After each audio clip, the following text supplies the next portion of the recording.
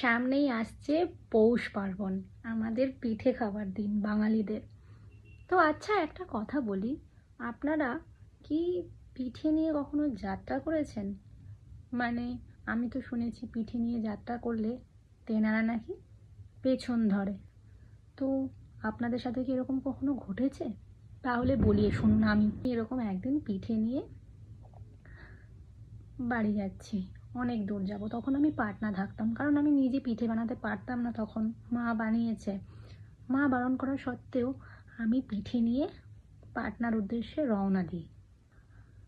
তারপর তারপর আর কি, বাড়িতে সেই পিঠেগুলো নিয়ে যাই, আর হাজব্যান্ড ওয়াইফ মিলে পিঠে খাই সকাল বিকেল ঘুরতে ফিরতে।